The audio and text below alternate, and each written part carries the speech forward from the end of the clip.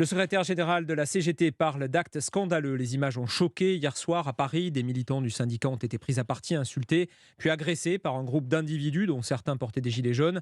21 blessés donc dans les rangs des militants, dont 4 graves. Nous prendrons de leurs nouvelles dans quelques instants. Mais avant cela, Jean-Gabriel Bourgeois, bonjour. Bonjour. Retour sur les faits, il était environ 19h hier soir et la manifestation touchait à sa fin. Oui, vers 19h, place de la Nation, les fanfares et les tam-tams de la manifestation jouent leur dernière note.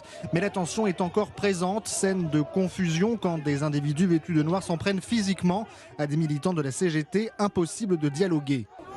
Non, on n'est pas ensemble, c'est des collabos. On est dans la République. Cassez-vous. Sur plusieurs vidéos publiées sur les réseaux sociaux, on peut voir des dizaines de manifestants attaquer des camions du syndicat. Les insultes sexistes ou homophobes pleuvent, comme les pétards, les bouteilles en verre ou d'autres projectiles. CGT collabo peut-on notamment entendre. Le service d'ordre du syndicat réplique en usant de gaz poivré. Des bagarres éclatent. Plusieurs militants sont lynchés, roués de coups au sol. Dans un communiqué, la centrale dénonce une extrême violence. Le leader du syndicat, Philippe Martinez, s'est dit scandalisé. Au total, 21 personnes ont été blessées, dont 4 grièvement. Merci Jean-Gabriel Bourgeois. En ligne avec nous, la secrétaire confédérale de la CGT, Céline Verzelletti. Bonjour madame. Bonjour.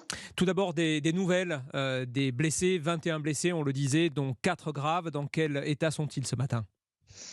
Eh bien, écoutez, nos camarades donc, qui ont été blessés, qui ont été violentés, ont été très choqués. Certains ont dû même être hospitalisés.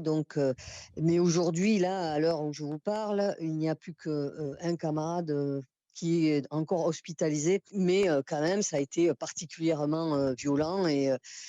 Comme je le disais, ils ont été quand même très choqués de la violence des insultes, des propos et des attaques.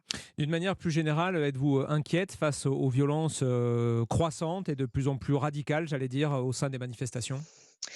Eh bien, écoutez, là, je dois dire que, nous nous posons des questions sur on va dire, le rôle des forces de l'ordre, sur le rôle de la préfecture et du ministère de l'Intérieur, que nous avions alerté aussi par rapport à d'autres manifestations qui ont pu se dérouler, parce que une première chose quand même à signaler, c'est que malheureusement, souvent, nous sommes empêchés de défiler de manière très sereine, déjà par les forces de l'ordre. Et c'est ce qui s'est passé très précisément lors du 1er mai, puisque la première interruption du cortège a été faite de la part des forces de l'ordre, en lançant des gaz lacrymaux dans tous les sens, alors qu'il n'y avait pas matière. Donc on n'a pas compris déjà pourquoi les forces de l'ordre nous ont empêchés de continuer à défiler, parce qu'on sait que lorsqu'on immobilise une manifestation sur un lieu, avec énormément de forces de l'ordre très près de la manifestation, c'est bien dans ces moments qu'il peut y avoir aussi, on va dire, des violences qui peuvent se multiplier. Merci Madame Céline Verzelletti, secrétaire Merci. confédérale de la CGT. Merci d'avoir été sur Europe 1 ce Merci. midi. Merci.